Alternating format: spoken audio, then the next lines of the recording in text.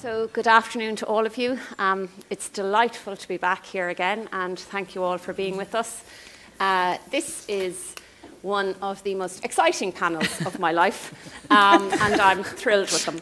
I'm going to introduce them in a particular order of seniority.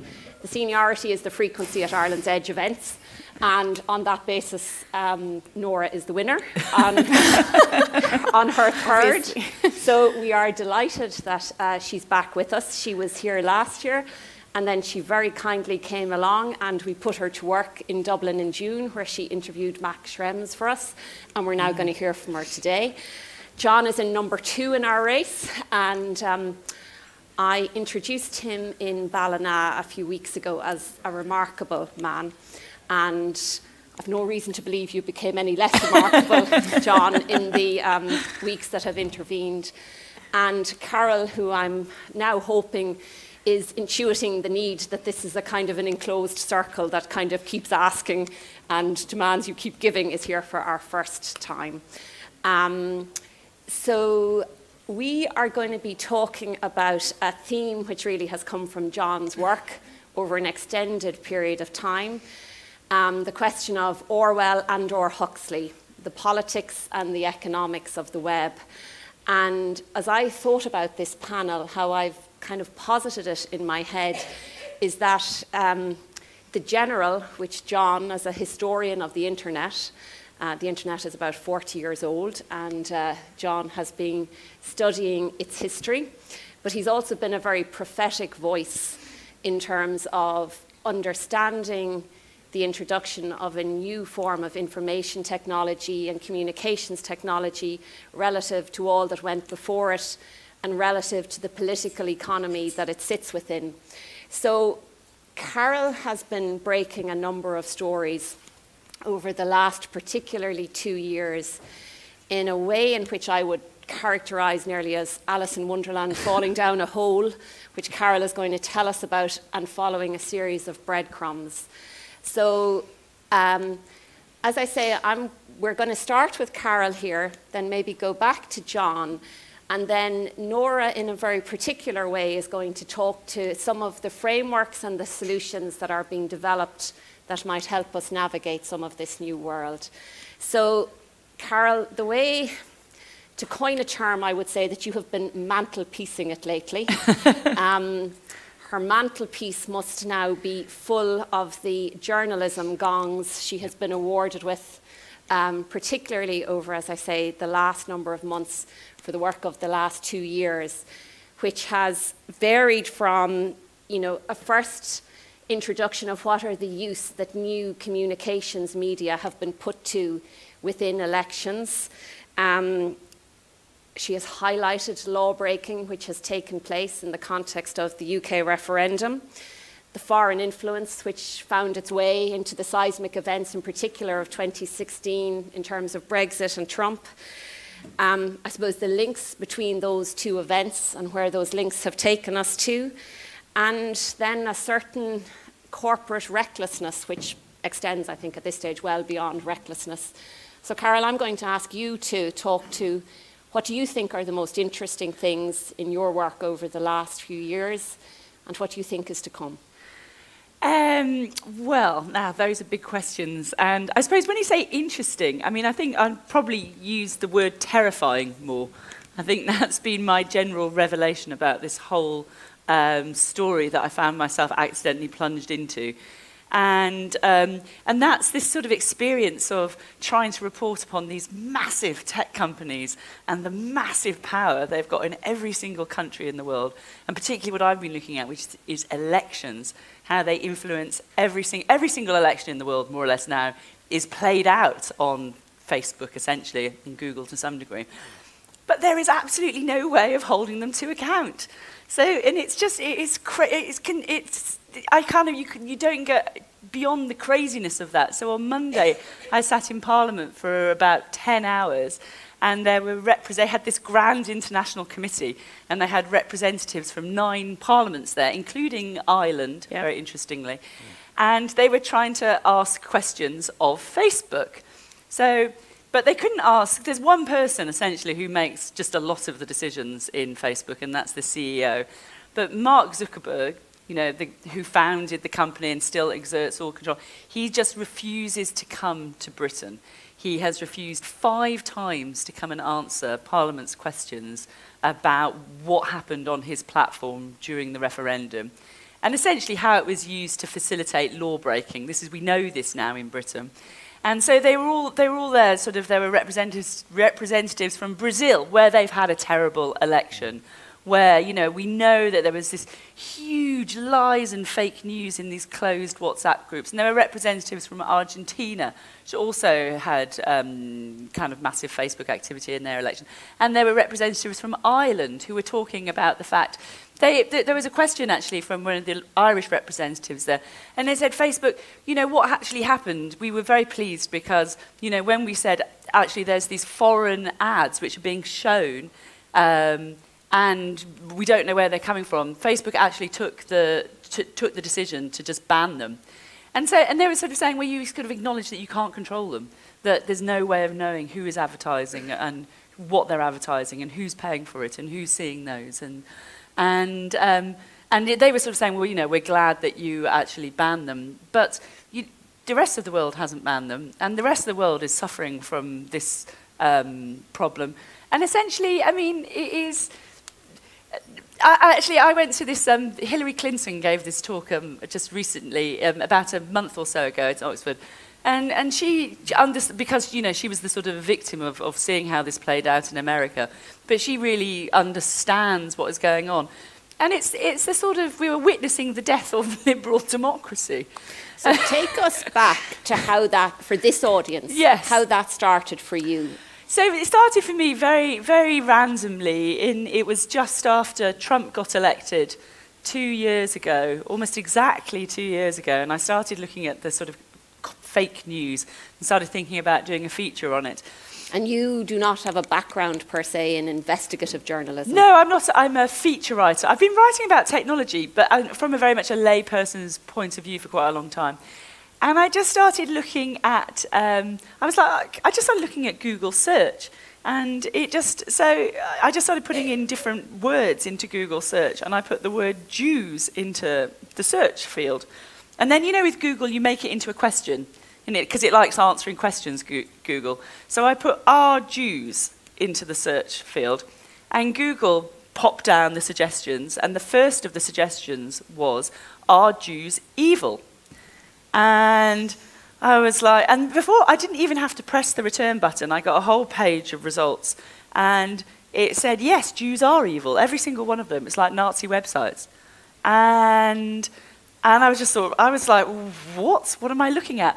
And then, you know, it gave other suggestions. Down the side, there were suggestions like, so one of the suggestions was, did the Holocaust happen? So I clicked on that, and I get a whole page of websites saying, no, the Holocaust didn't happen. And the top of those was, you know, it was like Stormfront, the Nazi website. And it was just the thing which kind of keeps me going, and it's been such an exhausting and weird and difficult 2 years, is that evening I fell down in this wormhole in which something really, really deeply weird had happened on the internet and was going on the internet. And the only answers about what really was going on comes from these big companies, Google and Facebook. And there has been no way of finding out. And there's been no way of holding them to account. And the kind of lies which they'd been propagating across the world for goodness knows how long about Jews and about the Holocaust, and it was also about women and about blacks and about Muslims, is still being perpetrated in all sorts of, you know, different and insidious ways. And it just, as I say, it terrifies me.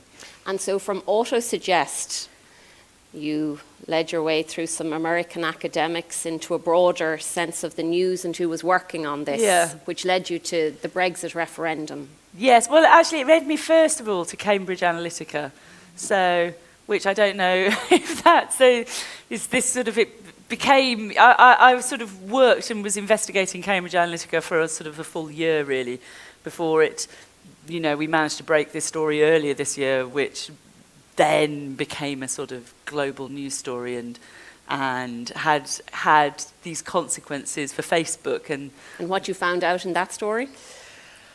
What I found out in that story is just that there are bad actors out there. There are bad actors out there who can do evil stuff with your data. Not evil, but can certainly can use it in ways which were not what you intended.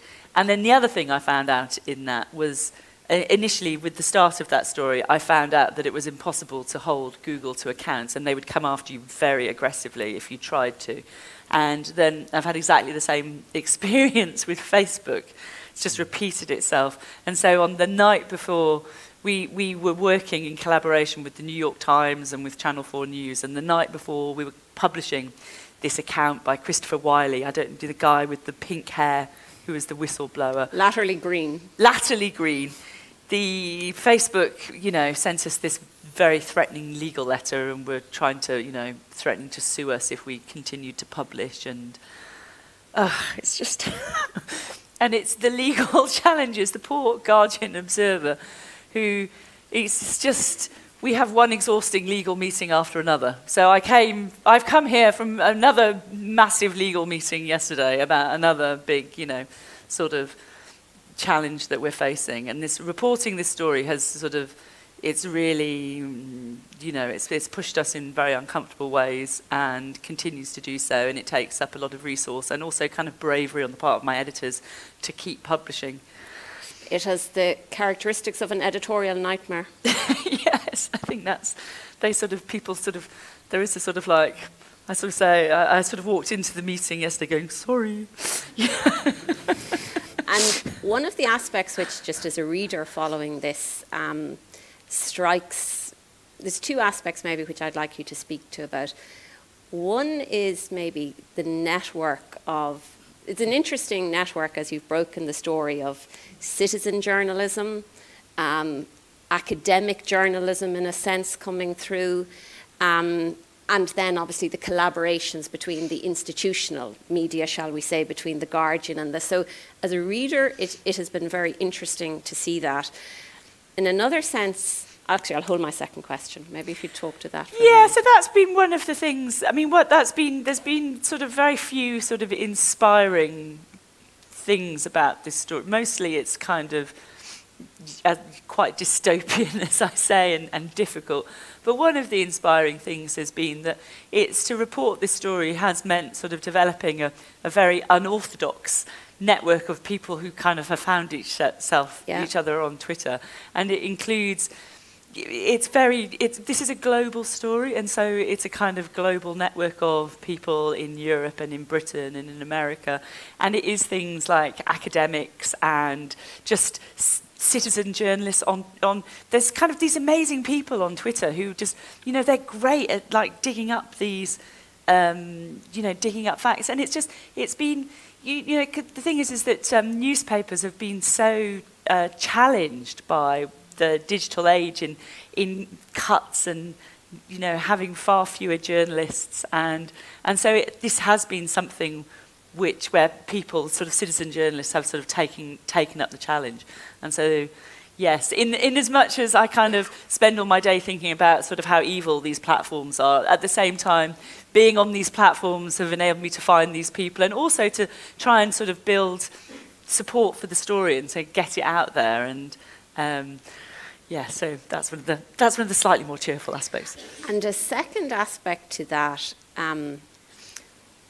in some ways you've become some of the story yourself, or you've come into the story in you're very active online, you're a voice, you have had a lot of attention directed at you, some very laudatory and some with a very strong stench of misogynism attaching to it. What has it been like for you individually? Did anything prepare you for this?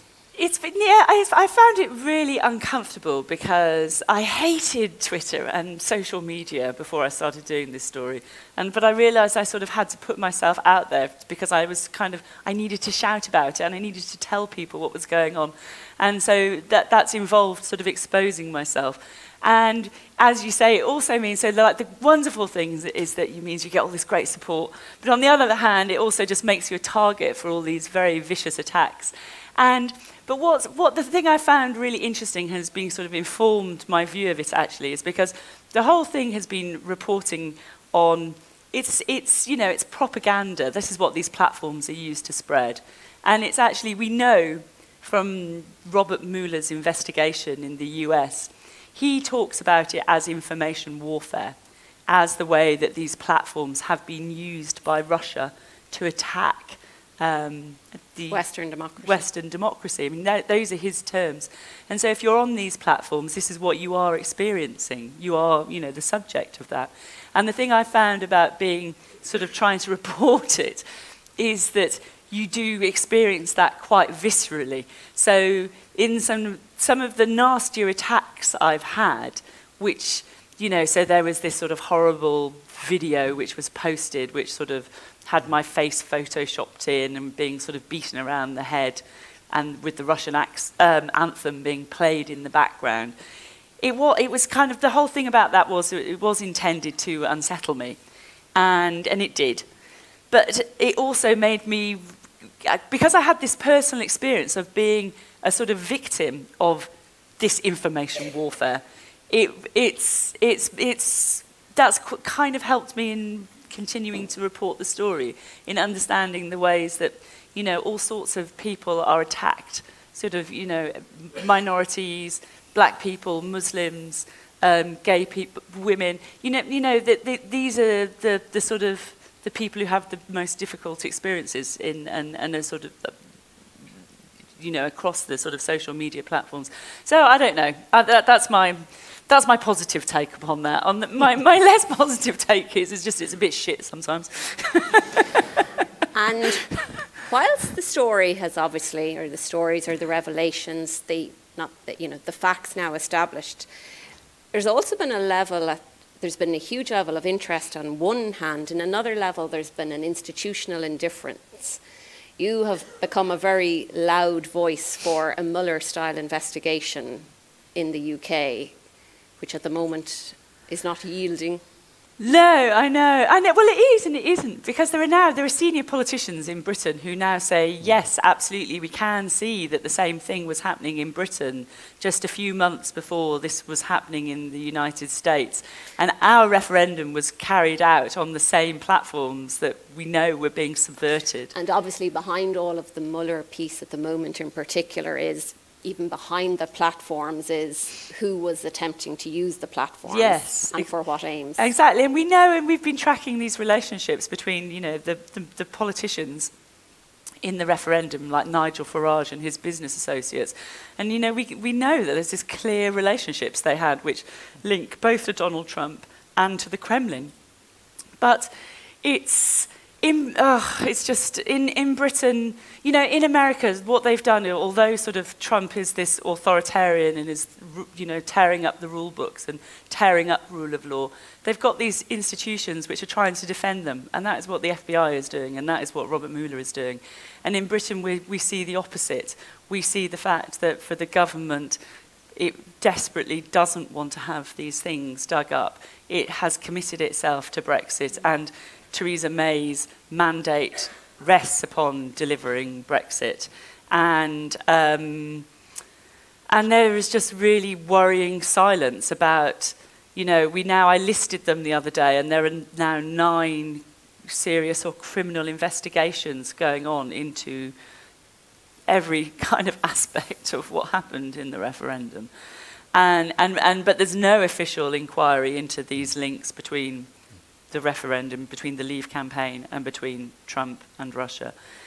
And I just think it's just what we see with these platforms and the way that they're used and the way that they help all over the world. Everywhere you see this rise of authoritarianism and the rise of populism, which is being fueled by what's going on in the platforms. And I think in Britain you see the same in a way. It's that Facebook doesn't want to give us the evidence of talk about what happened, and nor does the government. And they're both trying to sort of suppress the truth, and in that way they're both helping each other. And it feels really, really deeply worrying. And I find it very hard now not to sort of talk about it as a sort of institutional cover-up.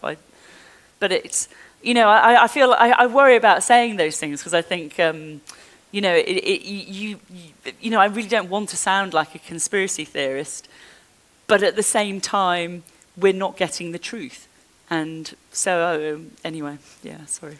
And you are sitting beside a man who has been studying conspiracy in an academic sense for... We spent 5 years with a big project on conspiracy theory and democracy. But can I say a couple of things about Carole? Because she won't say them herself. The first thing is that you're looking at one of the most courageous journalists in the world at the moment.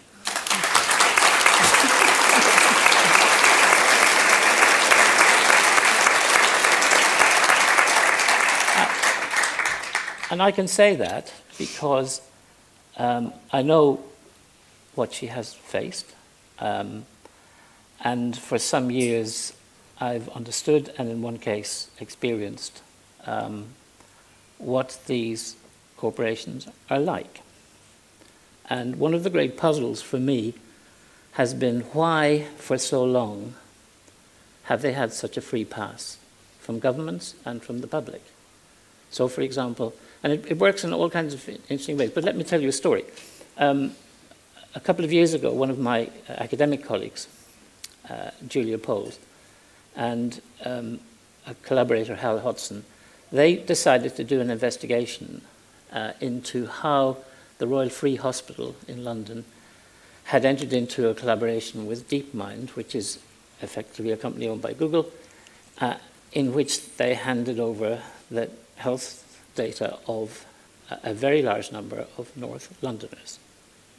The company proved to be like a brick wall in terms of investigation, so Julia and Hal used freedom of information requests, which of course the Royal Free Hospital as a public institution had to respond, and they built a really interesting picture of the way in which these two institutions had collaborated, and at each point in the collaboration they had ignored more or less comprehensively all of the privacy hurdles that you have to jump when you're sharing health data. They put this together in an academic article, which went to a reputable journal, was peer-reviewed and passed for publication. And before it was published, Julia mentioned to somebody connected with DeepMind that the article was going to be published, and the next day she had a phone call from DeepMind saying their chief legal counsel would like to come and speak to her. And Julia asked me if I'd come along. And we meet in a cafe in Cambridge. There's the most senior legal officer I think that Google has in the European Union at the time, and one of his sidekicks. And the first thing this guy says is, we're going to assume that this conversation is off the record. To which the reply from me was, go expletive yourself. This, in case you hadn't noticed, is a university. Everything we do is published and in the open. This is a peer-reviewed academic article, and we are going to publish it. And if you wish to continue this conversation, we will make notes and use it as we see fit. Yes or no? What was interesting about that, well, first of all, is to watch the colour drain from his sidekick's face, because this guy had never been spoken to like that, as far as I could see. And eventually they caved, and we had a conversation. And we reached an understanding of what had happened. But before the piece was published, we had a series of amazingly sort of the standard kind of dirty tricks that companies use when they're threatened. We had lots of statements about the fact that the article was full of mistakes, and we would say, or Julia would say, well, okay, let's have them. Never. What particularly exercised DeepMind was the fact that Julia was given a space in the Financial Times to do an op-ed about this stuff. But now, the point of this story is that in these respects, these are standard issue corporations, and they behave like corporations.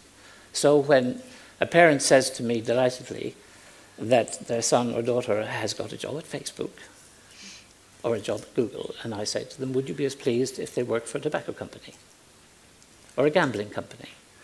Because essentially that's what these outfits are like. They're just corporations, and they do. Now, the mystery is, how come that for so long they have had such an easy ride? And how come that somehow in the average imaginary of the public, there's sets of corporations like tobacco companies and alcohol companies and oil companies and mineral resource extraction companies on the one hand, which are known to be dangerous and evil, and the rest of it. And then there's a small number of these Silicon Valley companies with whom every government minister in the Western world until recently liked to have a selfie and a photo opportunity. So what's wrong? The answer is something's seriously wrong, because these corporations are as dangerous and as vicious and as irresponsible and as sociopathic as any standard issue corporation. That's what they do. And we forget that. And the thing that's coming back to Carole is that it's only when you see what they're like, when they're challenged, that you begin to understand what they're like. And it's no joke. So on the one hand, so you have these corporations which then have the capacity, it seems, to have their platforms weaponized in order to influence democratic elections. And you say, well, this is really weird. This is really weird. And that's where we're at. But that was just about Carole. And maybe will you explore a little bit about the technological determinism which has maybe led us to, or the period, as you look back on this relative to other communications technologies and the waves at which they enter into our society, it seems we're emerging from a first period of engagement over the last 10 years. Obviously, you studied the 30 before that, but would you talk to us about how you characterize that, John? Well, it goes back to the idea you had for this session, which was about Orwell and Huxley. And all of that goes back to a wonderful guy called Neil Postman, who was the great cultural critic of the 1980s. And he wrote a series of terrific books still in print, one of which was Amusing Ourselves to Death, and which was about the influence of TV on society and basically what Postman said, and this is a long time ago, he said, our futures as societies are bounded by the nightmares of two old Etonian writers. On one side you have the nightmares of George Orwell, and on the other side you have the nightmares of Aldous Huxley. And the point was that Orwell thought that we would be destroyed by the things we fear, and Huxley thought we'd be destroyed by the things that delight us. And before coming on, I dug out one paragraph from Neil's book, Amusing Ourselves to Death. This is what he said. What Orwell feared were those who would ban books. What Huxley feared was that there would be no reason to ban a book, for there'd be no one who wanted to read one. Orwell feared those who would deprive us of information. Huxley feared those who would give us so much that we would be reduced to passivity and egoism. Orwell feared that the truth would be concealed from us. Huxley feared the truth would be drowned in a sea of irrelevance. Orwell feared we would become a captive culture. Huxley feared we'd become a trivial culture. That's a long time ago. It's very smart. Now, what happened? What happened? Because Postman's idea was that there were two kind of extremes, and somewhere we'd find our future in the middle. What happened is we got both nightmares for the price of one. Right? In 2013, Edward Snowden pops up, and he explains that actually we're really well down the road to the Orwellian nightmare of state surveillance and so on. And then what we've now begun to appreciate, and what the work of Carole and others has begun to expose and reveal, is that we're way down the road of the Huxleyan thing as well. And that's what makes this particular moment so troubling, because, as she said, at the moment, nobody in public life appears to have a good idea as to what to do with it, or do about it. And that's worrying. That's where we're stuck, just now. And to unpack maybe two aspects of that, one is the attention-grabbing nature, which leads us into the Huxley aspect of the amusing. And the other one, when you say nobody has a sense of, we found ourselves too at a point in which, some traditional antitrust laws seem unable to engage with the type of power which has been amassed in this period.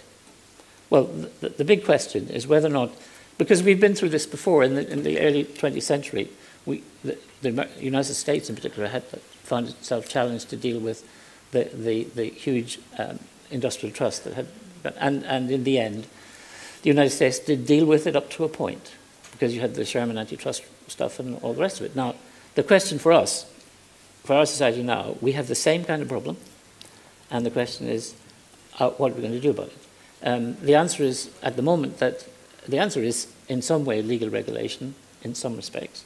The problem we have is that the legal tools we have are no longer fit for purpose with this industry. So, for example, the classic idea about antitrust and the evils of a monopoly is where a monopolist is abusing their monopoly power by basically price gouging, right? Well, if you say that to Google or Facebook, they say, price gouging? Our users don't pay anything? How can you, just because we're monopolies, we're not exploiting that, and therefore, so antitrust law, I think, really needs to be updated. Now, nevertheless, there is still a bigger question, which is, in the end, the government of the United States in the early years of the 20th century eventually mustered the political will to do it. And the big question I see at the moment is whether or not across the world, governments, there is a political will to do that. And I think the rise of populism and various other things means this is going to be less. It may be that there's less will than there should be. So that's why this is a puzzling moment. It's not at all clear. I don't think it's beyond the wit of human beings to devise methods for bringing these corporations under control. For example, Google ought not to be allowed to own YouTube. Facebook should never have been allowed to buy WhatsApp, or Instagram, and so on. Now, that's not rocket science, but because we have passive governments and we had these corporations were viewed more or less benevolently, they got through. So there's some things you can do, but the first thing you need is political will, and in order to have political will, you need public concern. And maybe just to move on to Nora there, one of the places where we have seen the expression of that political will has been at a European level, and particularly at a, so Nora is a researcher on information law and a leading expert on, I suppose, the most far-reaching element of general data protection, which has come onto the books of late, pioneered at a European level and finding its impact across the world. Nora, will you talk to us about, for many of us, the advent of GDPR has been a relatively tiresome affair. I often suspect I'm the weakest link. Will you talk to us at a more meta level of what that is trying to achieve, whether it is actually achieving what it set out to achieve, and then the broader impact of that thinking? You know, embedded in all of the conversation we've had to date is notions of privacy, which in some sense data protection is a much narrower concept than an overall concept of privacy. Well, just first of all, I want to say just two things. Thanks to Philip and Nuala and the whole team for inviting me back. It's always so lovely to be here. And then secondly, that on behalf of all lawyers, I do apologize for so many actions. But in terms of GDPR and where it fits into all of this, for those of you who aren't familiar with this acronym, and it's very interesting to have these conversations with people when someone mentions asks you what you do, and then you mention GDPR, and it's just one of two faces. Someone's quite interested because they've been dealing with it, you know, that very day in some perspective, or you get this look of, oh, you're responsible. Yeah. So, the General Data Protection Regulation. Why should we look at you with delight? No pressure. So the General Data Protection Regulation is a major update in many ways of European data protection law that we've had since the 1990s, since the 1995 EU directive. So in many ways, it's a major update in that it's brought in some significant changes that a lot of governments and a lot of big corporations and small to medium businesses as well have had to take note of. Particularly in terms of enforcement and sanctions is one very striking example that's been brought in, because before in the European Union, before GDPR, it came into force earlier this year in May, you had certain countries in the EU who could, for example, issue fines as a sanction, and then you had certain countries who could not. So this, in terms of forum shopping and enforcement of data protection legislation, was very significant. Ireland, for example, was one of those countries who didn't have the power to issue fines. That's all changed now, and these fines are incredibly significant to a company.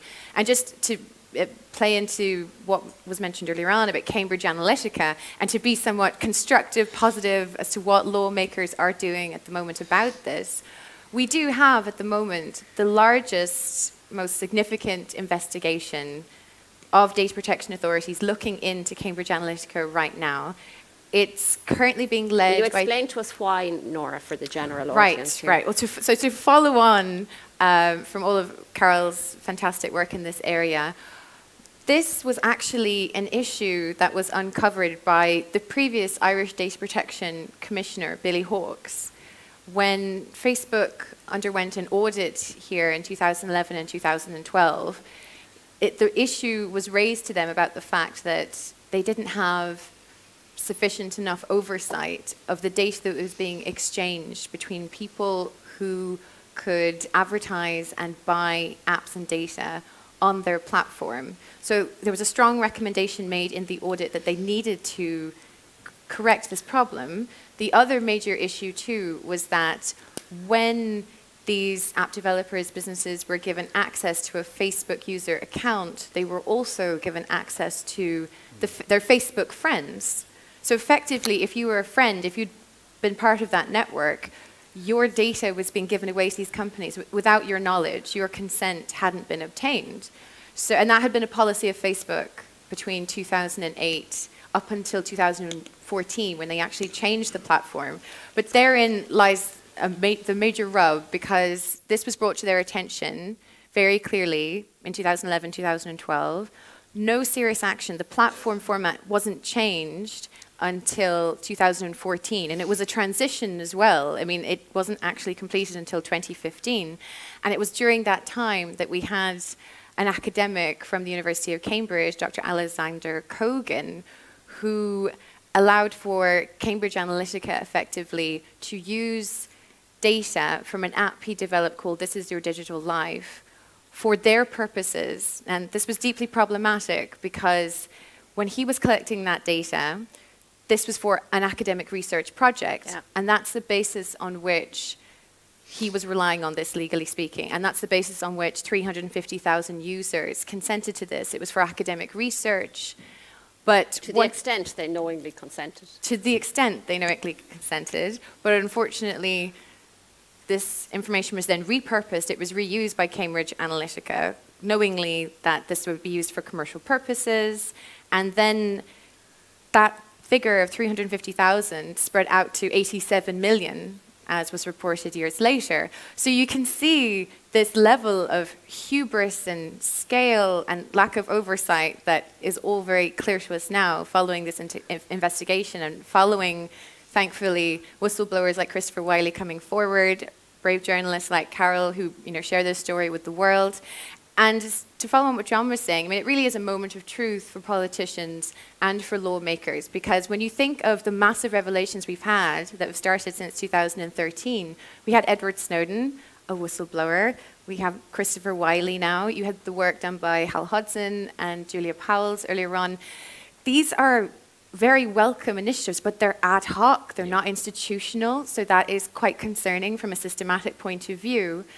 And in terms of where general data protection regulation fits into this, in terms of how EU data protection reforms fit into all of this, it's important to bear in mind that the general data protection regulation is not the one European law that will be the silver bullet to address all of these issues. We have to rethink a lot of how this scale of big data and AI and how this can be shared at scale and analyzed at scale. We have to think about how it's affecting every different aspect of our lives. In this case, political campaigning.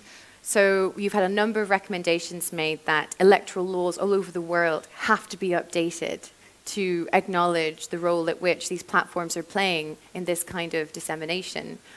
So in terms of how we address this, it's not just about data protection law, because ultimately, and getting back to your original point about that distinction, if you are an EU lawyer, and as I tell my students, what's quite unique about being in the European Union, and I say that to my students with a sigh now, thinking about what might happen in the next few weeks, but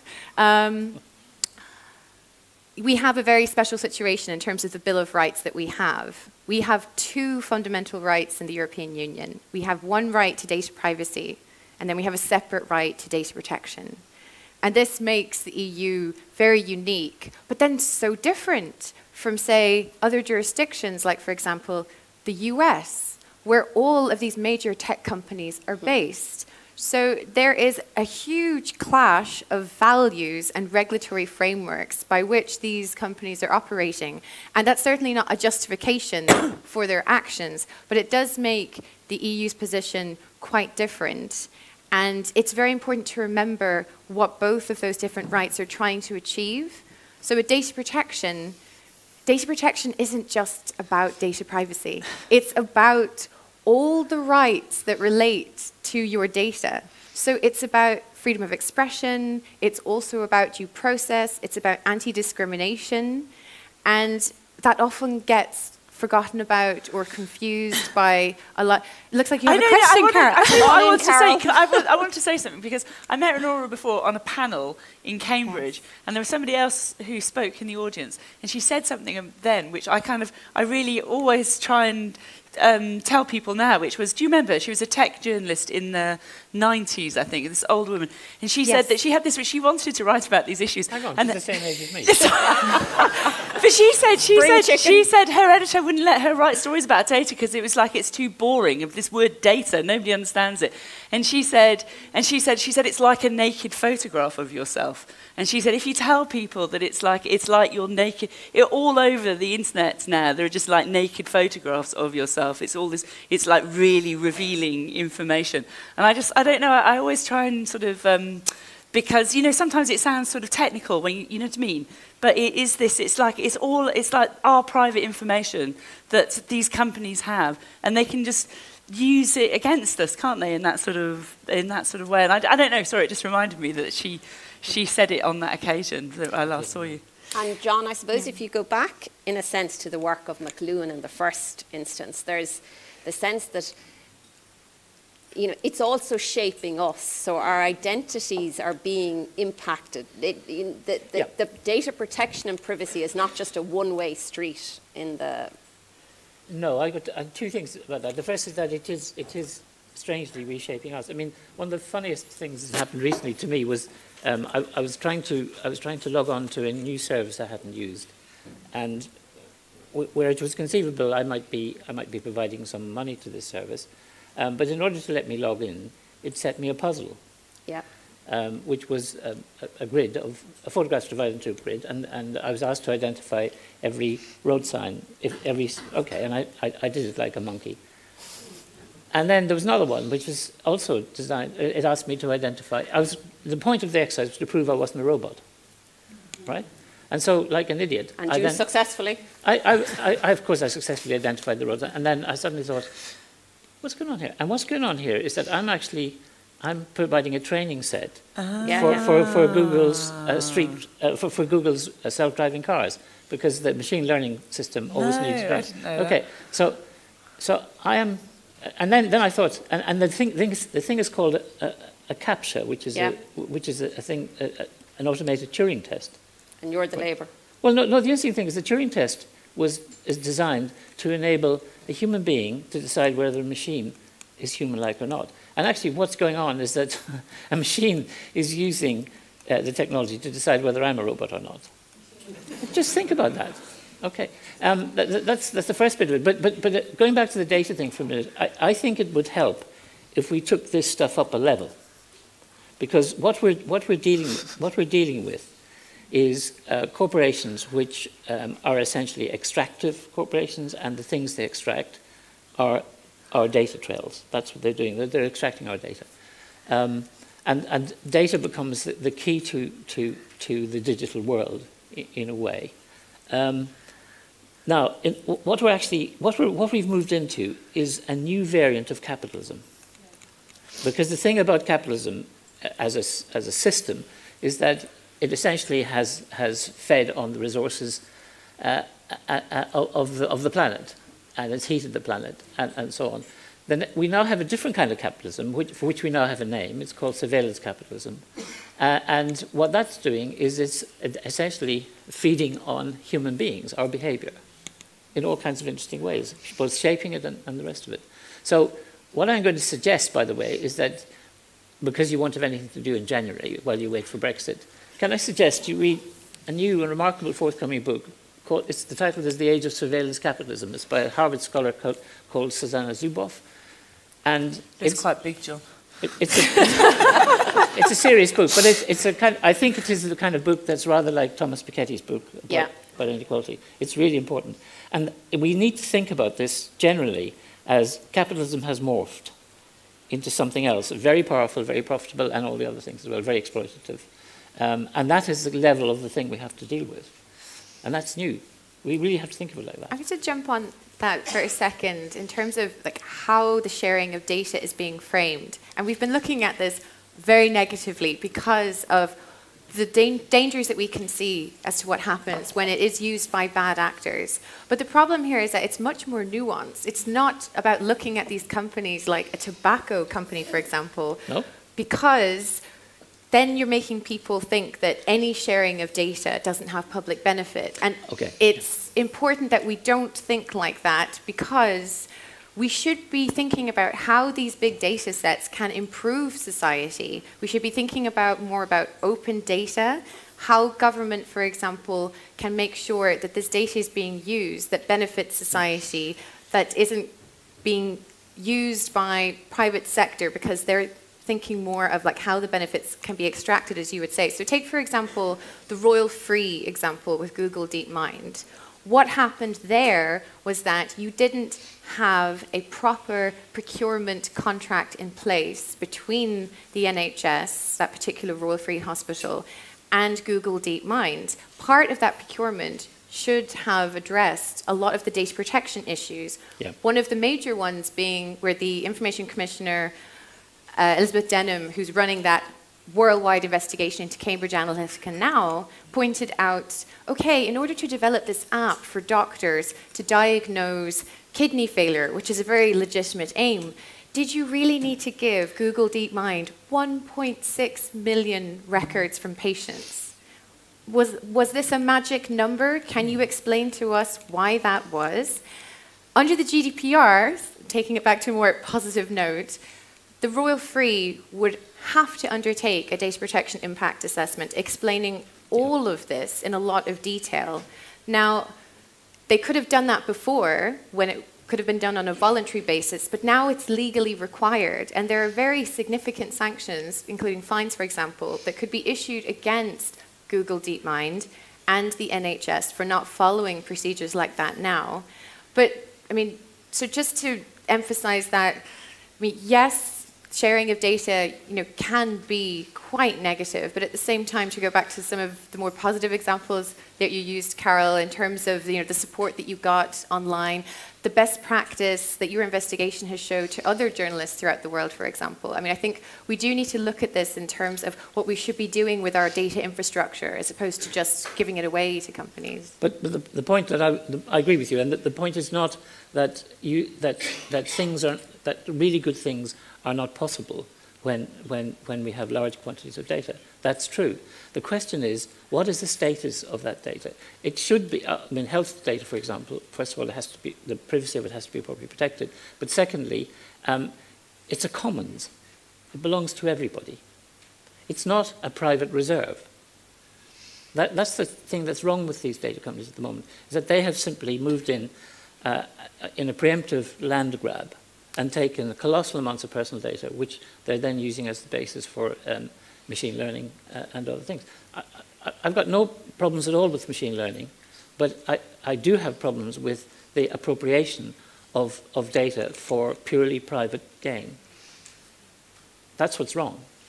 But when you highlighted earlier on, just to quickly follow up on that, about what we do to address this, we can have the best pieces of legislation that deal with antitrust, that deal with data protection, that deal with privacy, that deal with electoral law, but we do need them to be meaningfully implemented, and we also need the political will behind them to bring them together to make sure that we're targeting these pieces of legislation to address these issues. But then there's a counter argument, is there not, which is that, so for example, those millions of Facebook profiles which were harvested by Dr. Kogan on behalf of Cambridge Analytica, there's been this, there was this whole thing of that Cambridge Analytica was supposed to have deleted them, but then we found out evidence that they didn't seem to have. And then also it seems like there's like other sets of it around. And once the data's been taken, it's kind of out there and you never get it back. And we now know as well that thousands of developers look like they've taken massive amounts of data from Facebook. And who knows what they're doing with that. And so, although going forward there are these kind of legislative things and best practice, there's also just, we've kind of lived through the Wild West, and everything we've ever done online is probably been squirreled away somewhere and could potentially be used against us in ways we can't really see or understand. Well, just to very, very quickly respond to that, when you said that there wasn't a political inquiry looking into Brexit, and I quite agree with you that there are serious questions as to why that's not happening, but there is a massive ongoing investigation into that sharing of data by Cambridge Analytica. They're still being investigated. All of the other organisations linked to them are also still being investigated, and not just by the Data Protection Authority in the UK, but by data protection authorities around the world, including the Irish Data Protection Authority. And they're doing a brilliant job, but I was sitting there for, we were sitting there for having been very much in communicate. The ICO very dramatically stormed into Cambridge Analytica and seized their servers. Yes, but unfortunately, 2 weeks late. Unfortunately, they were trying to do this before, not just before publication, but before we and the other publications put in letters, rights of reply letters, when you write to the companies and say, we believe that you've done X and Y and Z. And because we knew that at the moment we sent those letters, presumably they'd just be sitting there hitting the delete button.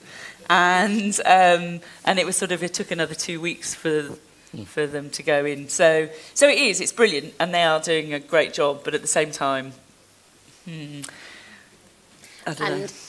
As Nora has just said there, John, we've been in the Wild West before, and as with the introduction of a whole range of other communication technologies, law, norms, our fluency with those communication media have caught up over time. Yeah.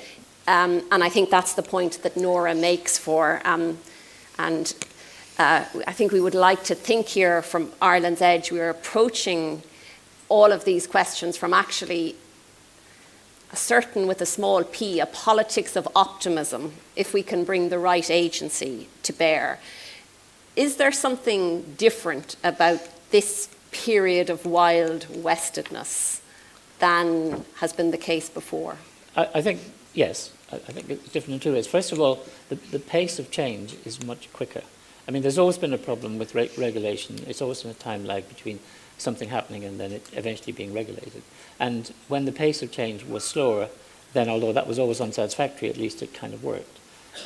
This time, this thing is moving so quickly that it's very hard to think of that model of regulation actually working. It may be that what we really need are new paradigms about regulation, which are much more like the way the body's immune system works. Much quicker, provisionally work. I'm not a lawyer, so God help us. But I'm sure there are new paradigms we could use for it, and it's not beyond the wit of human beings to devise really interesting and clever ways of dealing with this. But the challenge is harder this time. Yeah. And can I butt in as well? Because the thing is, in Britain, we've only got because we know that all this stuff was happening on the platforms during the referendum and that multiple crimes were committed, and it's now only less than 5 months before we exit the European Union. this may all come out one day, and maybe one day we will find the truth about what happened during this time period.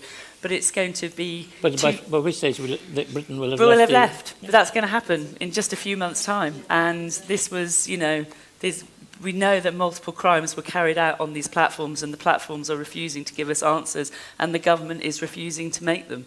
And but all of that comes down to all that stuff about, quotes, the will of the people.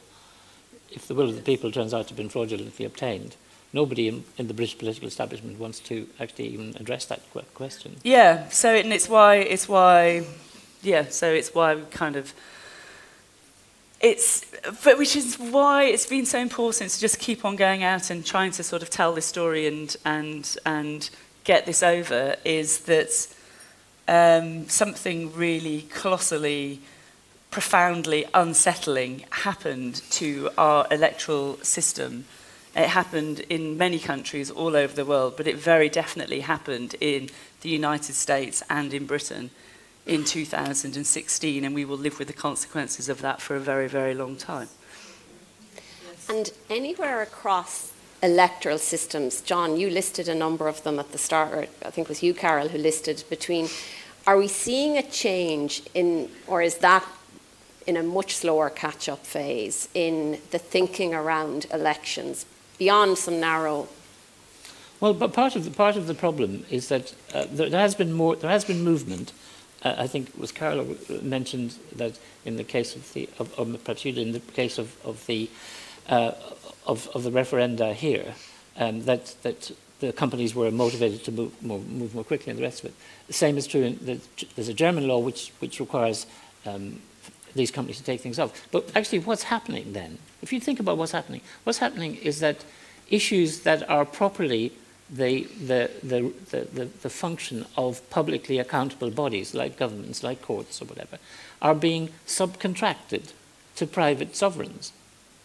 And that's really strange, and that's happening. And so will you maybe just talk a little bit more about that contraction of the public space in effect as some of these decisions are getting taken? Well, recovering utopians like me once thought that the internet was actually it is a truly wonderful technology, that it was going to enlarge and enrich the public sphere, and for a time it did.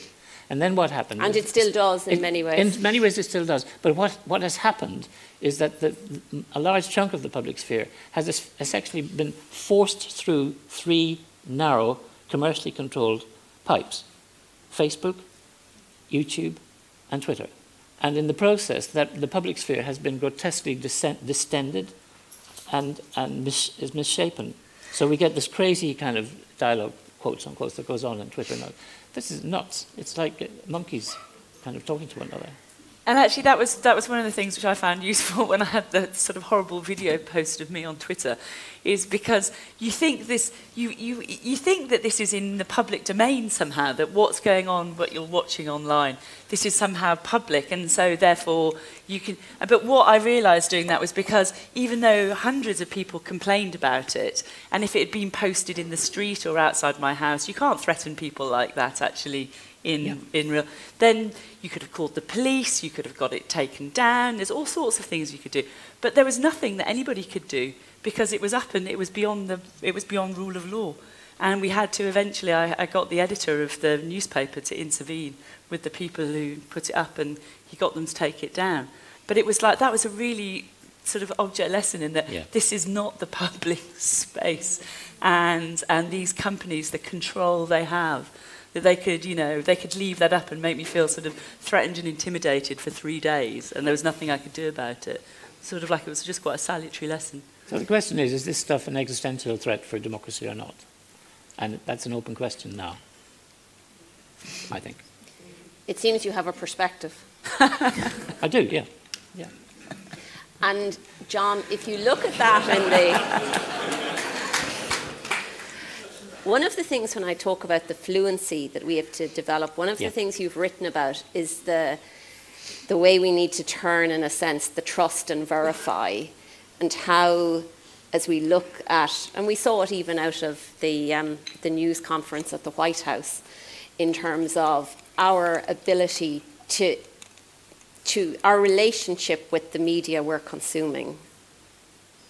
So what I mean by that is that when we go into a time of even deeper fakes, and Nora, you're looking at the evolving law around AI, in terms of as we put more of those capabilities together, the extent of catch-up we have to do, and even our own, how we come to understanding what we're seeing changes radically. It does, and the thing that's really interesting about the deep fake stuff is that for those of you who have normal lives and don't obsess about this stuff, deep fakes are artificial intelligence generated videos which have been subtly changed in order to make somebody convincingly appear to say something that they didn't say, or do something like that.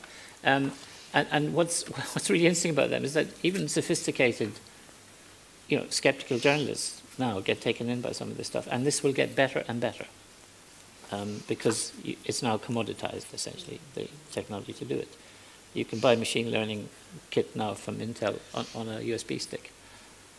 So that's why you're going back to your question about regulation and so on. The challenges, I think, have become exponentially harder. That doesn't mean they're insoluble, but they have become much harder. And if we can put people on the moon, we could do it. We can clearly do something, but we need to get moving on it.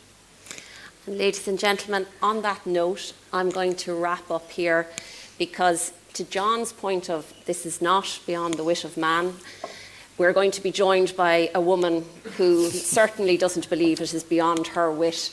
We have been very fortunate for the last number of years to be joined up here by Professor Genevieve Bell. She is an anthropologist by background.